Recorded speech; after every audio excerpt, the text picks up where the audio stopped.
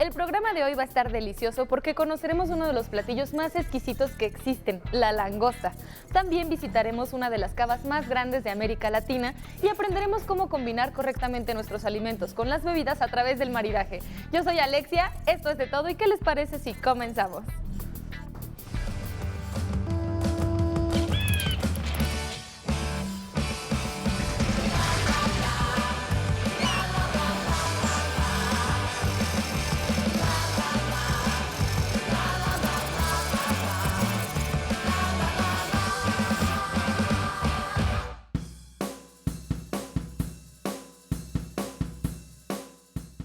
Y para comenzar esta experiencia culinaria nos acompaña uno de los chefs más representativos de todo México, Luis del Sordo. ¿Cuántos años tiene este restaurante?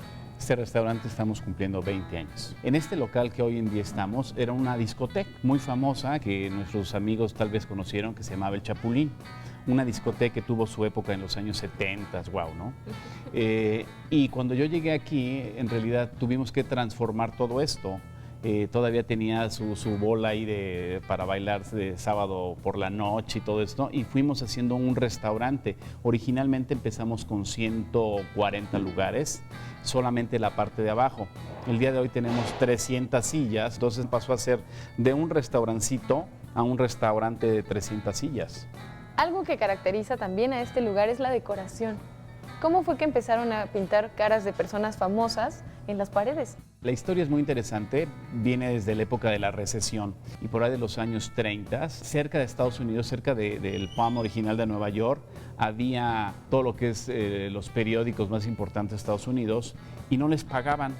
Y entonces dijo, oye, no puedo comer. Y entonces fueron al PAM, le dijeron, oye, yo soy el que hace las caricaturas de Phantom, yo soy el que hace las caricaturas de Batman, te hago una caricatura y me invitas a comer un plato de pasta. Así es como nació realmente el rollo de las caricaturas. Se fue haciendo una tradición y hoy, por ejemplo, un restaurante como este, tenemos cerca de 600 caricaturas en nuestras paredes.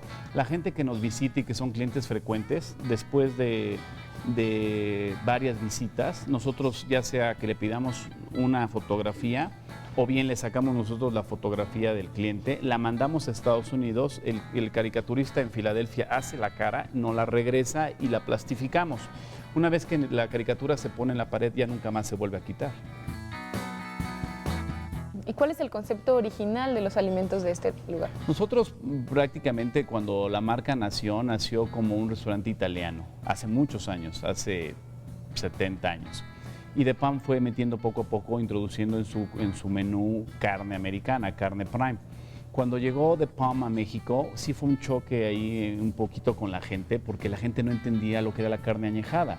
La gente en México no entendía por qué costaba más un New York americano añejado que un New York que normalmente comíamos en México. Y cuando llegaron los cortes gruesos de carne en cortes calidad prime, la gente los probó y se enamoró de esos sabores. Y eso ha hecho ya marcado como la pauta y la diferencia del resto de la competencia. Luis, ¿qué te parece si ahora comenzamos con nuestra experiencia culinaria y nos muestras alguno de los platillos más exclusivos que tiene este restaurante? Claro, encantado. Si les parece, hablamos de la langosta. Nos parece perfecto.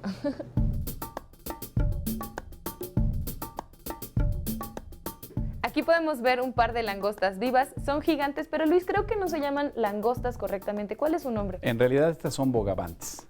Acuérdense que la langosta es la que nosotros tenemos en México, en la parte de Rosarito, que normalmente la sirven con arroz, con frijoles, con tortillas de harina. Esa es la langosta. Es la langosta que cuando uno la saca del agua, pues se muere prácticamente. Esta langosta hay que mencionar que viene desde Canadá, desde un lugar que se llama Clearwater. Viene en avión. Es todo un reto, todo un proceso de cómo la hacen llegar a México, porque la langosta la duermen, por decirlo así, la sedan, ¿no?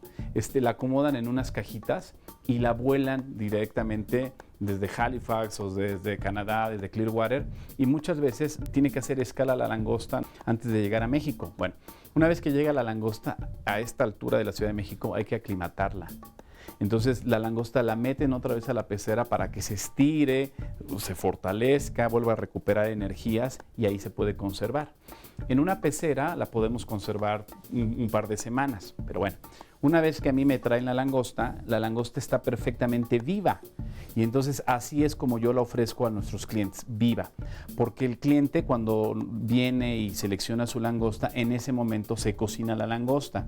Ahora, esta langosta fuera de su hábitat natural puede durar unos días, pero no semanas. Entonces nosotros tenemos que estar muy al pendientes de estarla verificando todos los días como si fuéramos en un hospital a revisar sus signos vitales para saber y garantizar que efectivamente está bien. ¿Cuánto tiempo tardan las langostas en adquirir este tamaño? Súper buena pregunta. Más o menos tarda 5 años, porque la langosta nace como una larva y conforme va pasando el tiempo va creciendo paulatinamente. Hay langostitas, ¿no?, de media libra, pero estas langostas que son langostas jumbo te sirven para una persona, para 2 personas, y ya una vez cocinada, pues es un espectáculo realmente, ¿no? Es algo muy rico, muy exclusivo. Una es hembra y otra es macho, pero ¿cómo sabemos cuál es cuál? Bueno, vamos a identificar aquí en esta langosta que estoy tomando. Si se dan cuenta, en la cola de la langosta es un poquito más ancha y más grande, y las tenazas son más pequeñas.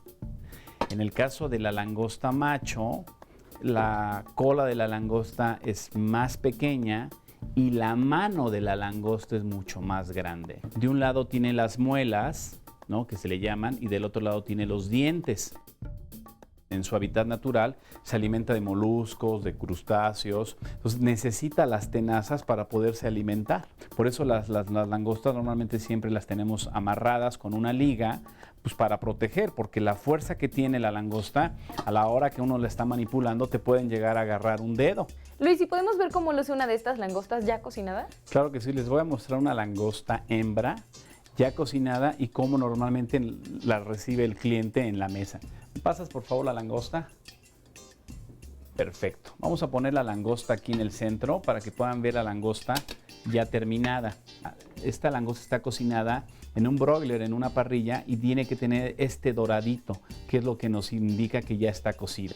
Aquí tiene la hueva, así tal cual la presentamos al cliente. Luis, ¿y cómo podemos saber que una langosta es fresca? Eso es muy importante antes de comernos. Claro, por supuesto. Bueno, algo que es así como la clave, siempre uno tiene que darse cuenta que la langosta esté perfectamente pegada al caparazón. Entonces, lo que hace el cliente prácticamente empieza a separar con su tenedor y empieza a sacar la langosta del caparazón original. Si se dan cuenta, pues está pegada y cuesta un poquito de trabajo, pero esa es la mejor señal de que el producto es fresco y fue matado o fue cocinado al momento. ¿Cómo es la textura de las tenazas? Es diferente, es totalmente diferente. Voy a sacar una aquí, a ver si me permiten, y se las voy a poner en un platito. Fíjense bien. La textura normalmente el mesero la saca y con un tenedor, con mucho cuidado, la tienes que ir despegando. La textura, si se dan cuenta, es diferente. Es una carne fibrosa, es una carne totalmente diferente al color o al cuerpo que tiene. Entonces, que la gente pueda realmente poder sentir en su boca cómo cambia la textura de la carne de cada parte del cuerpo de la langosta. Y nosotros recomendamos por lo general que hagan un mar y tierra, que hagan la combinación ideal, porque en cuestión de sabor, pues imagínense un buen corte de carne prime con media langosta, bueno, es exquisito. ¡Qué delicia!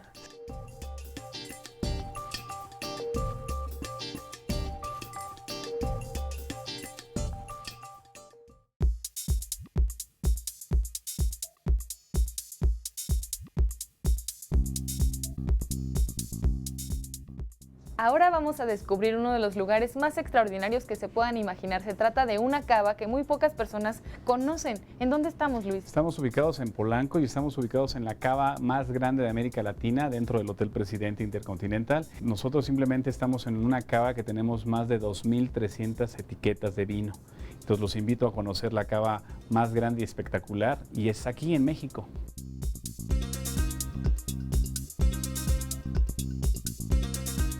¿Y cómo está organizada la cava? Es una muy buena pregunta. Aquí tenemos diferentes pasillos con banderas y es una de las maneras de cómo tenemos nosotros acomodado nuestro vino. Si se dan cuenta, lo tenemos por regiones. Tenemos Estados Unidos, por supuesto los vinos de México, tenemos Italia, tenemos Francia y tenemos el resto del mundo, donde ahí tenemos un poquito de vinos de Sudamérica, vinos africanos. Aquí en nuestra entrada tenemos prácticamente lo que son champán, los más importantes: Dom Perignon, Moet Chandon, Bollinger, tener una selección de todo tipo de champáns. ¿Qué es el champán? Bueno, en realidad es un vino de la región de Champagne. Mucha gente dice, oye, nosotros en México tenemos champán. Pues nunca podríamos tener champán porque no es de denominación de origen. Nos morimos de ganas por conocer el resto de la cava. ¿Me acompañan, por favor? Claro.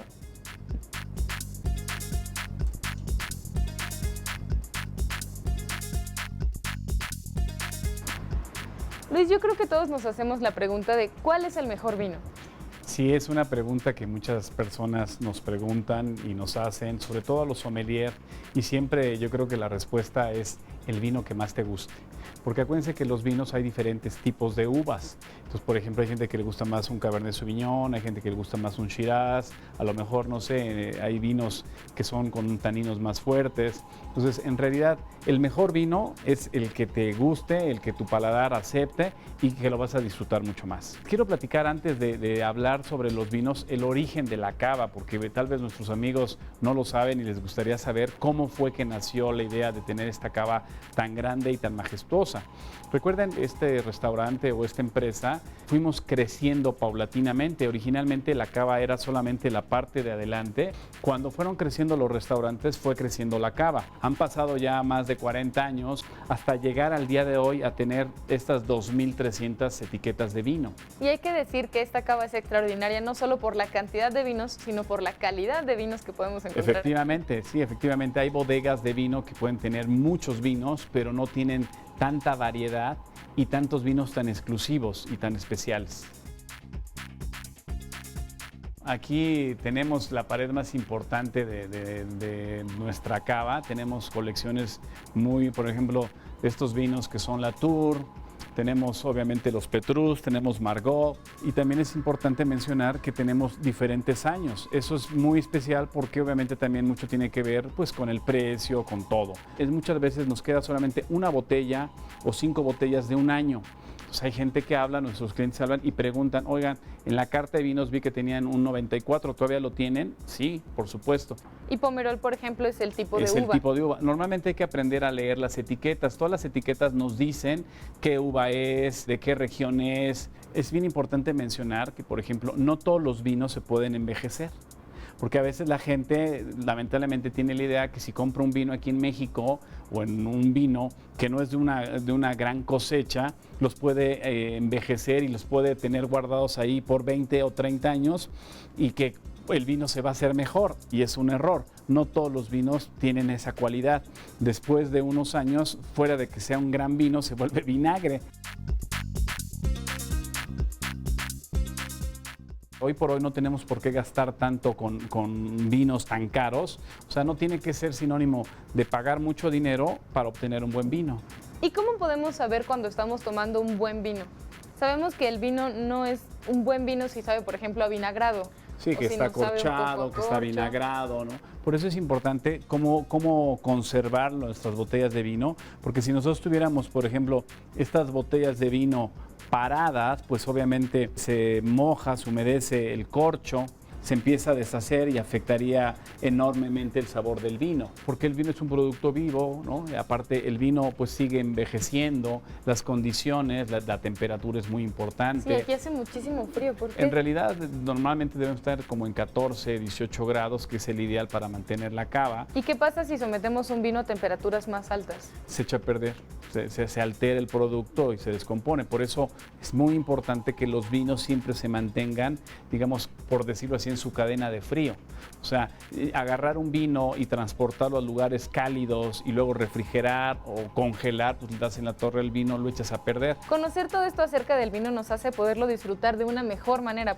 Claro, y de hecho los sommelier, en este caso nuestro sommelier Luis Morones, nos va a poder indicar exactamente con qué alimentos podemos hacer el mejor maridaje. Ellos son los expertos en hacer la recomendación para poder saber cuál es el paladar, cuál es la uva recomendada, y él nos puede platicar un poquito más de esto. Y nosotros definitivamente queremos saber cómo combinar perfectamente un vino con una buena comida. Vamos con Luis.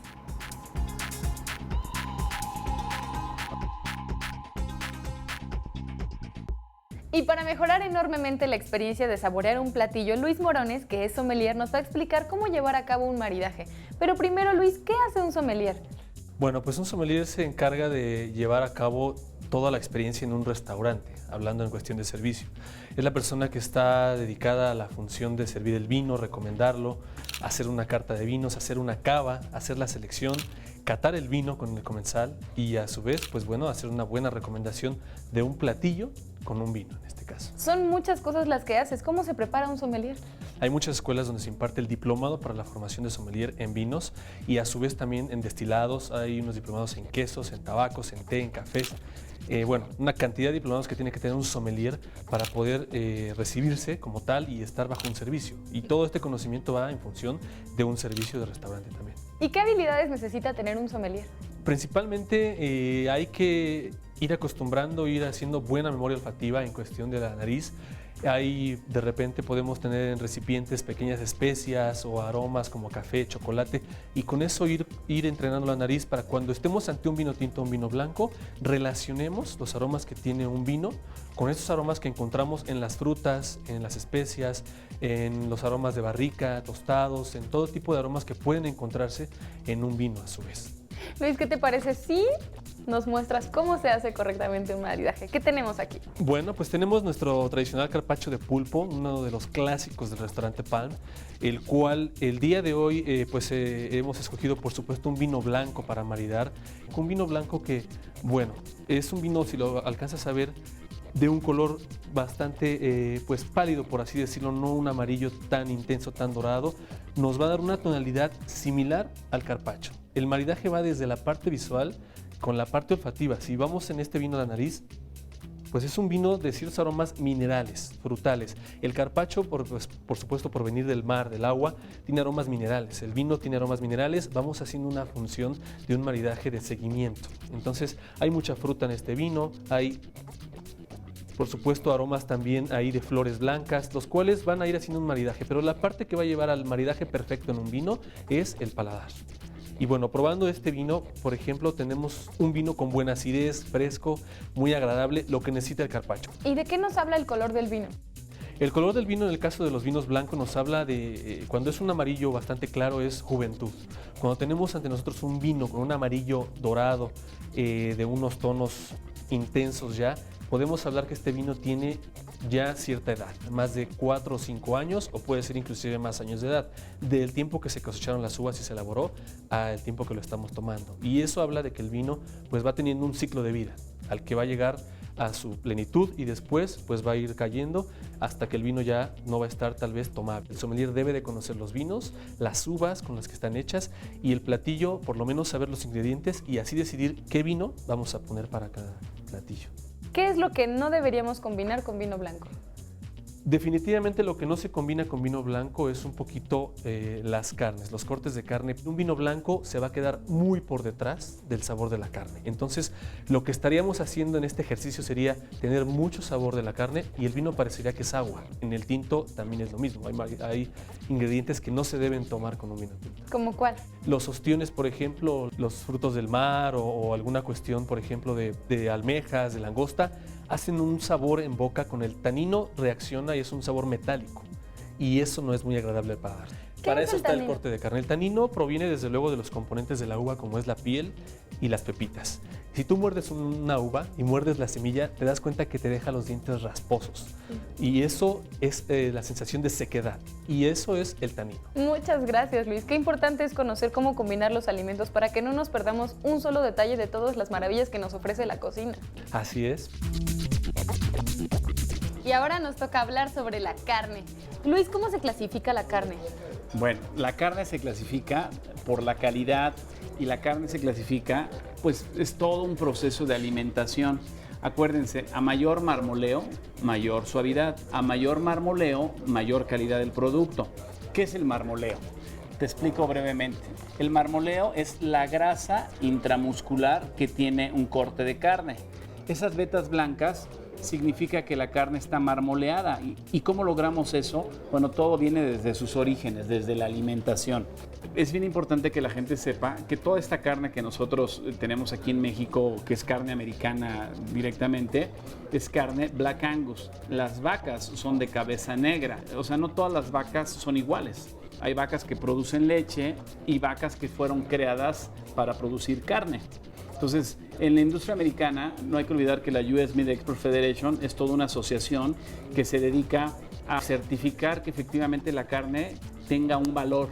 Y entonces, si no tiene tanto marmoleo o no tiene cero marmoleo, es Select. Si la carne tiene un marmoleo medio, puede ser un Choice. Pero si la carne tiene una alta cantidad de marmoleo, como estos, entonces se clasifica como Prime. La carne tiene que llegar fresca, empacada al alto vacío para poderla añejar. Si no viene fresca y no viene el alto vacío, no se puede añejar. ¿Cuánto tiempo se añeja? Esto es secreto, pero se los voy a decir, no se lo digan a nadie. La carne se puede añejar 28 días y la carne, cada día que va pasando, las enzimas en la bolsa va trabajando y va haciendo suave la carne. Y logramos este resultado, que la carne se vuelva prácticamente como mantequilla.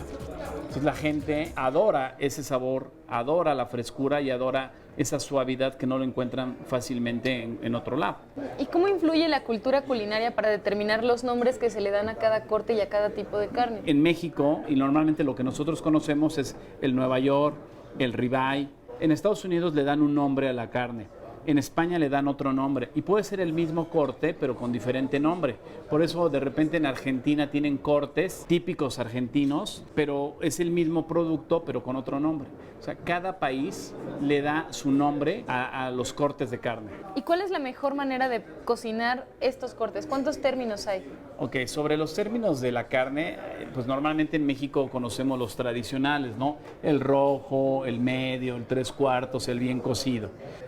Hoy en día esta carne se puede cocinar solamente sellándola. Nosotros aquí en el restaurante, por supuesto, tenemos parrillas especiales para cocinar la carne, pero en casa los pueden cocinar también, ¿eh? O sea, en casa, si tienes un comal, bien caliente el comal, y puedes sellar la carne y terminar la cocción en el horno, para que entonces se vaya cociendo lentamente hacia adentro.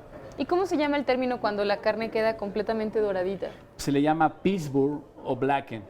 Aquí en el restaurante, por ejemplo, mucha gente dice, yo quiero un ribeye Pittsburgh, yo quiero un New York Pittsburgh, o yo quiero una chuleta de cordero Pittsburgh.